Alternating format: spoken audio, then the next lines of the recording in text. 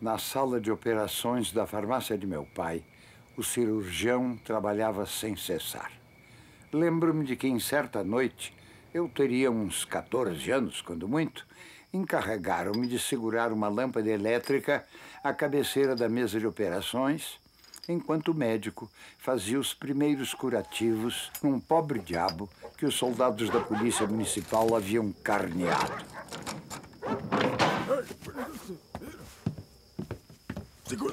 Eu terminara de jantar e o que vi num relance inicial me deixou de estômago embrulhado. A primeira coisa que me chamou a atenção foi um polegar decepado que se mantinha pendurado à mão esquerda da vítima apenas por um tendão. O ferimento mais horrível de todos era um talho, provavelmente de navalha, que rasgara uma das faces do caboclo de uma comissura dos lábios até a orelha. Tinha-se a impressão que o homem estava sorrindo de tudo aquilo. Seus olhos conservavam-se abertos e de sua boca não saiu o menor gemido. Um golpe, provavelmente de adaga, lhe havia descolado parte do couro cabeludo. Pelo talho do ventre, escapava-se a madrepérola viscosa dos intestinos. Foi essa a primeira vez na vida que senti de perto o cheiro de sangue e de carne humana dilacerada. Apesar do horror e da náusea, continuei firme onde estava. Talvez pensando assim, se esse caboclo pode aguentar tudo isso sem gemer, por que não hei de ficar segurando esta lâmpada para ajudar o doutor a costurar esses talhos e salvar essa vida? Desde que adulto comecei a escrever romances, tem me animado até hoje a ideia de que o menos que um escritor pode fazer, numa época de atrocidades e injustiças como a nossa, é acender a sua lâmpada, fazer luz sobre a realidade de seu mundo, evitando que sobre ela caia a escuridão, propícia aos ladrões, aos assassinos e aos tiranos. Sim, segurar a lâmpada, a despeito da náusea e do horror. E ele sempre contava essa história da farmácia, né, como um exemplo do que deve ser a atitude do intelectual, em geral, e da pessoa em geral, mas principalmente do intelectual e do escritor, né? Se alguém perguntasse o que era o interesse dele, ele dizia: o meu interesse é o outro. Na vida dele, tudo, a questão humana é muito mais importante do que qualquer outra coisa.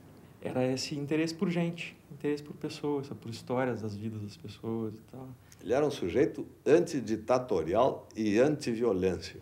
Ao mesmo tempo, ele era capaz de dizer a verdade. Tímido, mas acho que antissocial não é a palavra certa para ele. Era uma pessoa encantadora para tu conversares com ele. Um papo ótimo, e ele te ouvia muito. Aliás, uma coisa que acabou, eu acho. As pessoas não estão mais escutando. Humilde, no bom sentido. O que ele era para ser uma pessoa muito exibida, né? Muito cheio. Mas ele não era. Não tinha a menor pose de escritor, que é uma coisa que eu admiro muito. O Érico era, antes de tudo, uma presença, uma grande presença amiga. Para mim, um modelo, né? Um modelo de como deve ser um homem, de como deve se posicionar um homem, de como deve tratar os outros, de como deve ser. Foi empregado, teve farmácia, a farmácia não deu ponto, não é? Até chegar o que ele chegou, a pessoa era feita na vida, né?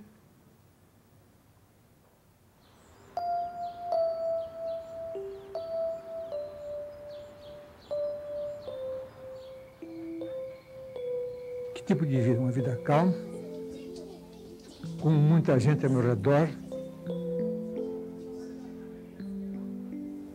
mulher, filhos.